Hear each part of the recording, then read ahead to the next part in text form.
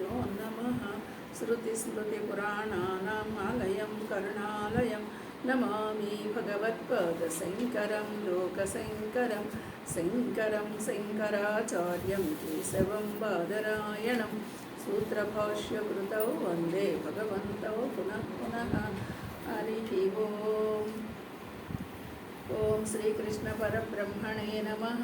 श्रीमद्भगवद्गीता अतः नवमोऽध्यायः राजविद्या राजगुह्ययोगः।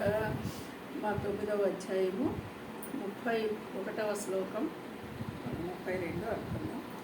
క్షిప్రం భవతి ధర్మాత్మా స్వచ్ఛాంచతి నిగచ్చతి కౌంతేయ ప్రతిజానీహి నమే భక్తః ప్రణశ్యతి. క్షిప్రం భవతి ధర్మాత్మా స్వస్య శాంతి నిగచ్చతి కౌంతేయ కౌంతేయ ప్రతిజానీహి నమే భక్త ప్రణశ్యతి. చూడండి, ఈ శ్లోకంలో మనకి ఏం చెప్తున్నారంటే, అర్జున అంటే కుంతిపుత్ర అతడు శీఘ్రముగా ధర్మాత్ముడవును. ఎవరు ధర్మాత్ముడు అవుతాడు? క్రితం శ్లోకంలో మనం ఎవరి గురించి చెప్పుకున్నాము? మిక్కిలి దురాచారపరుడైనా సరే నన్ను గుర్తించినవాడు, నన్ను గుర్తించినవాడు, నన్నుగా తెలుసుకున్నవాడు, ఎలాంటి వాడైనా సరే శీఘ్రముగా అతడు ధర్మాత్ముడుగానే మారిపోతాడు, ధర్మాత్ముడు అవుతాడు అంటున్నాడు. అలాగే శాశ్వతమైన పరమశాంతిని పొందును. మే భక్త, నా భక్తుడు ఎన్నడూను ఎన్నడూను నష్టము పాలుగాడు అని నిశ్చయముగా ఎరుగుము. చూడండి, ఇక్కడ ఒక దుర్మార్గుడై ఉన్నా కూడా సన్మార్గంలో లేకపోయినా నన్ను నమ్మినవాడు నా భక్తుడుగానే చలామణి అవుతాడని చెప్తూ, మరి ఇంకా నన్ను నమ్మి భగవంతునిగా చూసేవాడికి ఇంకా పుణ్యగతులే కదా ఉంటాయి. ఎప్పుడైనా నష్టపోతాడా? నన్ను నమ్మినవాడు నష్టపోడు అని చెప్తున్నాడు. అంటే ఇక్కడ ధర్మాత్ముడకు శాశ్వతమైన పరమశాంతిని పొందు నా భక్తుడు ఎన్నడూను నష్టమునకు గురికాడు. అంటే ధర్మముగా ఉన్నవాడు, నా భక్తుడు అయి ఉన్నవాడు ఎప్పుడు కూడా ఎలాంటి నష్టానికి గురికాడు. ఈవేళ లోకంలో ఏం చెప్తారు? మనమేమంతా ధర్మాత్ములు మేమున్నాము, కానీ మాకు ఇవన్నీ నష్టాలు జరుగుతున్నాయి, కష్టాలు జరుగుతున్నాయి అని లోకంలో నానుడు. కానీ పరమాత్మ ఏం చెప్తున్నాడు? నేను ఎవ్వరికి కూడా అలాంటి నష్టము చెయ్యను అని చెప్తున్నాడు. అలాగే మాం హి పార్థ వ్యపాశ్రిత్య యో అపి స్యూః పాపయోనయః స్త్రియో వైశ్య సదా శూద్రాతే అపి యాంతి పరాం గతిం. ఇంకా తర్వాత ఏం చెప్తున్నారు? ఎలాగంటే ఎలానంటే, ఓ పార్థ, స్త్రీలు వైశ్యులు శూద్ర తథా శూద్రులు అట్లే చండాలాది పాపయోనులు ఎవరైనాను వారందరూ నన్ను శరణు పొంది.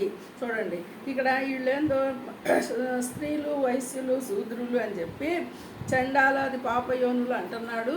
వీళ్ళందరూ పాపం చేసుకున్న వాళ్ళ అనేసి అనుకోక్కర్లా.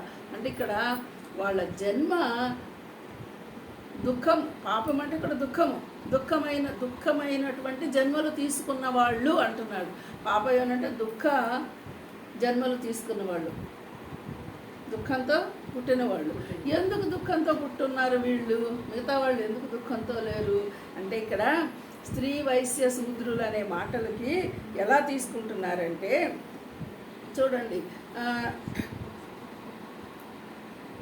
అలా వీళ్ళైనా స్త్రీ వైశ్య శూద్రులు అంటూ వాళ్ళు కూడా వాళ్ళందరూ నన్ను శరణు పొందితే పరమగతినే పొందుతారు అని చెప్తున్నారు. అంటే ఎవరైనా సరే పరమగతిని పొందుతారు అంటున్నారు. అయితే ఇక్కడ స్త్రీలు వైశ్యులు శూద్రులు అన్నదానికి కొంచెం వివరణ స్వామీజీ ఏం చెప్తారంటే, స్త్రీలు అంటే వాళ్ళు ఏదో పాపయోనులు అనేసి మీరేమి అనుకోకర్లా, అది పాప జన్మలేవి కావు.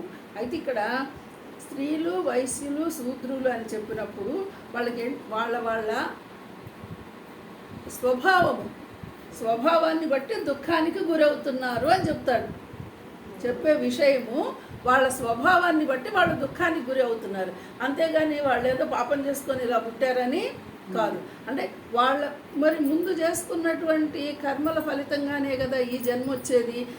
మరి అప్పుడు చేసుకున్న జన్మల కర్మఫలము ఇప్పుడు అనుభవిస్తున్నారు అంటే వాళ్ళు ఎక్కడ పుట్టాలి? వాళ్ళ పుట్టుక కారణం ఎక్కడ?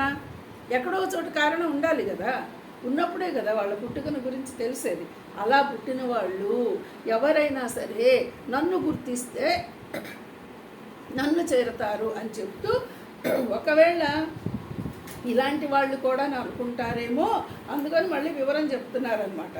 స్త్రీలు అంటేనేమో దృఢమైన దేహాభిమానము గలవాళ్ళు, దృఢమైన దేహాభిమానం గలవాళ్ళని స్త్రీల కింద వర్ణిస్తున్నాడు, చెప్పాడు భాష్యంలో స్వామి. అలాగా అంటే ఇప్పుడు సహజంగా కూడా చూడండి, దేహాభిమానం ఎవరికి ఉంటుంది, దేహం మీద ప్రేమ ఎవరికి ఉంటుంది, ఆత్మతత్వాన్ని తెలుసుకోలేని వాళ్ళకి, దేహమే నేను అనుకున్న వాళ్ళకి, పరమాత్మతత్వం తెలుసుకున్న వాళ్ళకి దేహం మీద అభిమానం ఉండదు కదా, దేహాభిమానం లేదు కదా. మరి దేహాభిమానం ఉన్న వాళ్ళని స్త్రీలు అన్నారు. అలాగే వైశ్యులు అని ఎవరిని అన్నారంటే లోభ ప్రవృత్తి గలవాళ్ళని. లోభ ప్రవృత్తి ఎవరిలో అయితే ఎక్కువ ఉంటుందో వాళ్ళని వైశ్యులుగా భావన చేశారు. ఇంకా సంసారంలో శోకము గలవారిని, ఎందుకు ఈ సంసారంలో ఎప్పుడు దుఃఖానికి గురయ్యేవాళ్ళు, అంటే ఏది ఉన్నా సంతోషం లేదు, తృప్తి లేదు, ఆనందం లేదు, ఇంకా ఏదో లేదు, ఇంకేదో కావాలి, ఈ రకంగా ఎప్పుడూ దుఃఖానికి గురయ్యే వాళ్ళని శూద్రులుగా భావన చేశారు. అంటే ఇంక వాళ్ళు అంటే అజ్ఞానం అన్నమాట. ఇక్కడ శూద్రులు అంటే అజ్ఞానము, ఏమాత్రం కూడా జ్ఞాన మార్గం వైపు అడుగు వెయ్యలేరు. అజ్ఞానంతో ఉన్నప్పుడు వాళ్ళకి ఏది ఉన్నా ఏది లేక ఏదైనా ఇంకెంతసేపు దుఃఖమే కదా అజ్ఞానం. జ్ఞానంతో, జ్ఞానం తెలుసుకున్న వాడికి దుఃఖం లేదు, అజ్ఞానంతో ఉన్న వాళ్ళకి దుఃఖం. అంటే భాషల్లో ఇలా చెప్పారని స్వామీజీ చెప్తారు, ఈ 3 కేటగిరీలు. అంతేగాని కేవలం ఏదో ఆడవాళ్ళు ఇలాంటి వాళ్ళు అలాగా వీళ్ళ ఆడజన్మ సార్థకం కాదని మాత్రం అనుకోవద్దు. అది అయితే ఇక్కడ ఇట్లాగానే వారు వీళ్ళు కూడా సర్వోత్కృష్టమైన గతిని, మోక్షాన్నే పొందుతారు. ఏ జన్మలో అంటే ఏ యోనిలో జన్మ తీసుకున్నా సరే నన్ను తెలుసుకుంటే మోక్షాన్ని పొందుతారు. ఇది కంక్లూజన్. స్వామి చెప్పే మాట, ఏ యోని నుంచి వాళ్ళు పుట్టినా సరే, యోని అంటేనే జన్మస్థానము, ఎక్కడ జన్మించినా సరే నన్ను తెలుసుకున్నవాడు నన్ను పొందుతాడు, అంటే మోక్షాన్ని పొందుతాడు. వాళ్ళు ఎవరైనా కావచ్చు. శ్రీ అంటే ఇప్పుడేం బ్రహ్మజ్ఞానం తెలిసిన వాళ్ళు, రాజర్షులు వాళ్ళు మాత్రమే పొందుతారని అనుకుంటున్నాం కదా. నెక్స్ట్ శ్లోకం అది చెప్తారనమాట. అందుకని వీళ్ళు కూడా పొందుతారయ్యా అని చెప్తూ ఉన్నారు ఇక్కడ స్వామి. హరి ఓం.